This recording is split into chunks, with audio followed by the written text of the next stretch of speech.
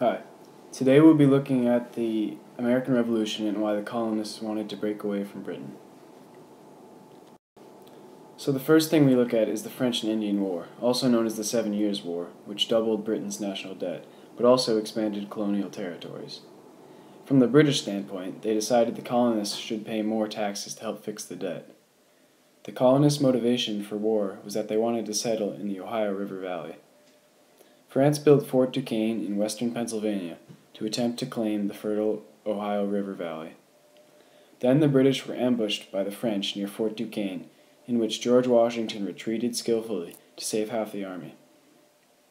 In 1754, Virginia Governor Robert Dinwiddie sent troops to drive out the French. After that, Washington built Fort Necessity.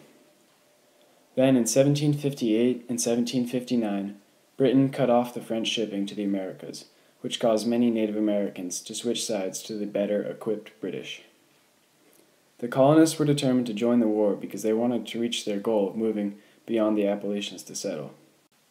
The British captured Fort Duquesne and the French fortress of Louisbourg, which guarded the entrance of the St. Lawrence River. In 1760, the British capture Montreal, which causes the surrender of Canada. Britain was successful in getting rid of the French in the Americas. The Native Americans were the biggest losers of the war because they were losing their land. Then in 1763, the Treaty of Paris was signed. This helped cause the revolution because the 7 Years' War put Britain in debt, which we will see causes Britain to put heavy taxes on the colonists to help reduce the debt. Next, we have the Pontiac's Rebellion and the Proclamation of 1763.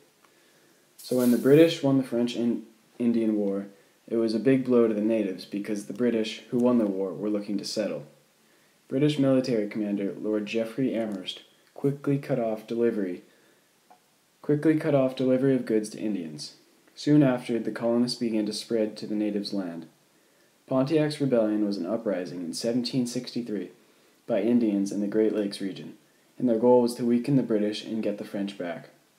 In 1764, the Indians ran out of gunpowder and guns, so the rebellion died off. The Crown blamed Jeffrey Amherst. Thomas Gage realized that respect for Indians was cheaper than military expeditions against them. Various Indian nations made peace in return for British promises to restrain the settlers. As we see, the British tried enforcing the Proclamation of 1763, which said colonists had to stay east of the Appalachian mountain range, but the colonists did not follow this rule. Parliament is more convinced that they have to take a more direct rule in ruling the colonists because the colonists disregarded the Proclamation of 1763. This helped start the revolution because, as we know, the colonists were mad because their thinking was that if they fought for the land and they still weren't allowed to settle there, why should they pay taxes? So next we have the Grenville Act. In 1764, the new Prime Minister, George Grenville, proposed raising money by collecting duties already in effect. The Sugar Act lowered duty on foreign molasses. Britain wanted colonists to pay back British war debt.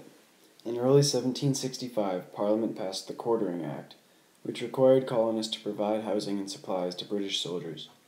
The people didn't like these, but they didn't want Britain to stop protecting them and cut off their trade. In March 1765, Parliament passed a law called the Stamp Act, which made colonists pay taxes on all printed goods. This was Parliament's first direct tax on the colonies. The colonists protested that this threatened their prosperity and liberty. The colonists argued that the colonies had no representation in Parliament, so Parliament had no right to tax them. They were scared that if they accepted this law, Parliament would continue to tax them. This helped cause the revolution because the colonists were not happy that they had no representation in Parliament. Next we see the Sons and Daughters of Liberty, which was a group of colonists that formed associations to oppose British laws like the Stamp Act and other taxes. The most famous leader was Samuel Adams. The colonists who supported British taxes were punished.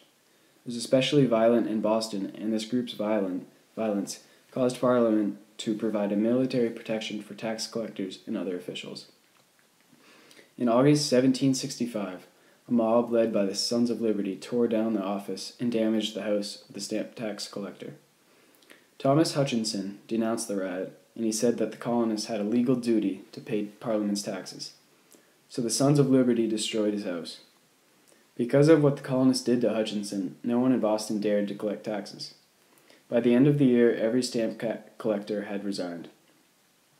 9 colonies sent delegates to a Stamp Act Congress held in New York City in October 1765, where they decided they wanted a consumer boycott of goods from Britain, which were called non-importation agreements. The Women of Liberty denied British goods like cloth and gained respect for weaving their own cloth for the colonies. This action of making your own materials was known as homespun. Parliament got rid of the Stamp Act in 1766, but passed another law stating Britain's right to levy taxes on the colonies. Then Parliament passed the Townshend Act, but colonists refused to pay any more taxes to Parliament until they got representation in Parliament.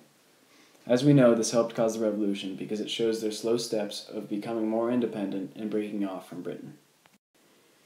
Next, we have the Boston Massacre. Britain dropped 4,000 soldiers in Boston, with a population of only 16,000, and these soldiers competed with many unskilled American workers for jobs. They seized John Hancock's ship, the Liberty, which caused protests to break out. In March 1770, a group of colonists threw snowballs and rocks at British soldiers guarding the customs house. The soldiers got nervous and killed 5 of the colonists. They called it a massacre because colonists wanted to use it as propaganda to get the people to oppose the crown and its policies. Paul Revere's picture on the right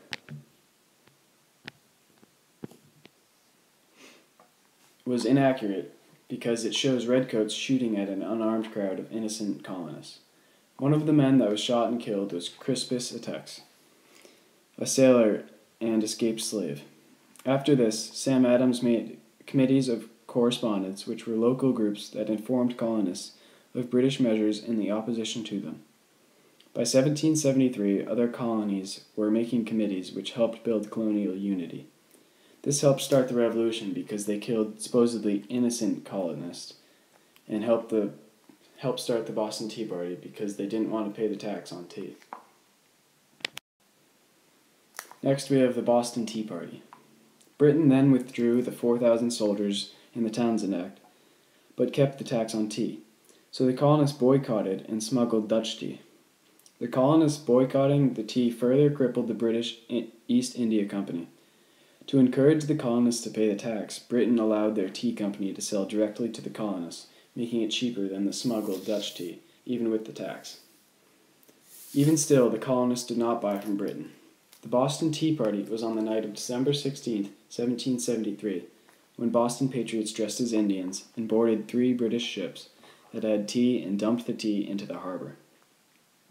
Parliament got mad, so they passed the Coercive Acts.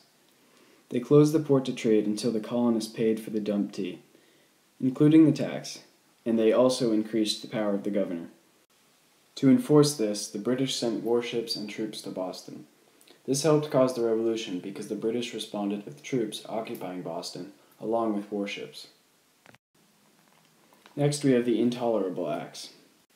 The Intolerable Acts was the colonists' name for the Coercive Acts because the Americans viewed these laws as intolerable. The Coercive or Intolerable Acts were passed by Parliament to help control the colonies in 1774. In addition to closing the port, the acts forced colonists to house British troops and allowed British officials to be tried in Britain for crimes committed in the colonies. The Quebec Act extended Canada's borders, cutting off lands claimed by several colonies. The colonists rejected the idea that Britain could shut down trade and change colonial governments at will. The people reacted to British with violence, forcing courts of law to shut down with clubs and guns. They assaulted anyone who accepted an office under the governor or spoke in favor of Britain, and they coated victims in hot tar and feathers, which was both humiliating and painful. This helped cause the Revolution because they were using violence to oppose Britain. Next, we have the First Continental Congress. Massachusetts and other colonies viewed the Coercive Acts as a threat to their freedom, and in the fall of 1774, delegates from every colony except Georgia met in Philadelphia for the First Continental Congress. Patrick Henry from Virginia said the famous words, "Give me liberty or give me death," and The distinctions between Virginians, Pennsylvanians, New Yorkers, and New Englanders are no more. I am not a Virginian, but an American. The delegates decided to boycott all British goods to hopefully make Britain withdraw their coercive acts. The Patriots made local committees to help enforce these boycotts. The colonies made a new government without telling Parliament, which included artisans, shopkeepers, and farmers. John Adams believed the Americans could join together and beat the British, but other colonists were not planning on fighting them. They just wanted to take back the coercive acts and stop trying to tax them. Then town hall meetings were banned in New England, which leads to the Suffolk Resolves, which was a declaration made on September 9, 1774, by the leaders of Suffolk County, Massachusetts, and was adopted at the First Continental Congress. The declaration rejected the Massachusetts Government Act and resolved on a boycott of imported goods from Britain unless the intolerable acts were repealed. They met to plan resistance against the coercive acts, which included boycotting goods from Ireland, Britain, and the West Indies.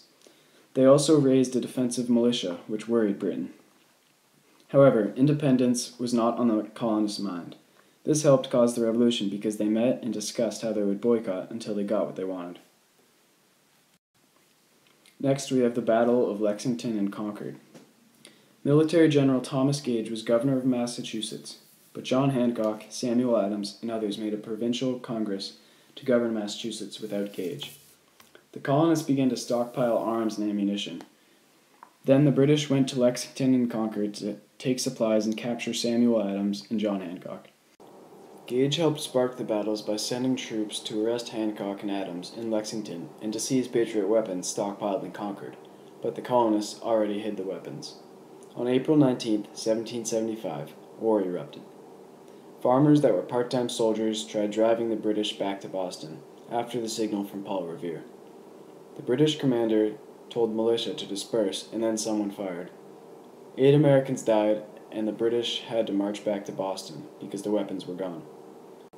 The American militia hid behind stone walls and killed more than 200 British on their route back to Boston. Thousands of Minutemen came to fight Britain in Boston. Many loyalists who were colonists still loyal to Britain fled back to Boston because of the safety the Redcoats provided. Finally, we have the Second National Congress and the Declaration of Independence. In May 1775, in Philadelphia, the Second Continental Congress, which was an assembly of delegates representing every colony, met. This was America's first government. Most colonists wanted to remain with Britain, but just not pay the taxes.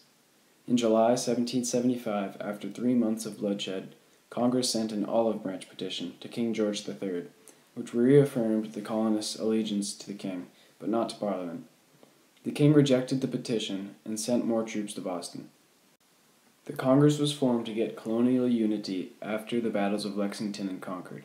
Volunteers from the middle and southern colonies marched up to help fight against the British in Boston. The newly formed Continental Army, which represented the colonies, was led by George Washington. George Washington served as a colonial officer during the French and Indian War, and came from Virginia, which was the most powerful colony. The country needed Virginia's help to win the war. Radical members of the Continental Congress wanted to declare American independence from Britain. Thomas Paine's book built momentum for independence, stating that all men are born with natural rights. Richard Henry Lee of Virginia proposed the Declaration in May. It was formally declared on July 2nd, and on July 4th they approved the Declaration. Thomas Jefferson wrote the Declaration with 4 parts: the preamble, which explains the purpose of the document; the Declaration of Natural Rights, which describes Locke's theory of governments; the Bill of Indictments, which explains how Britain violated their natural rights; and the Declaration of Independence, which said Britain violated the colonists' rights, so the states were free to break away. Locke's theory of government insisted that government existed for the benefit of the people. Because of this, people had the right to protest any government that violated this quote-unquote social contract, by not protecting their rights. When this document was written, it was intended for the whole world to see, in order to help with the United States gaining allies. Thanks for watching.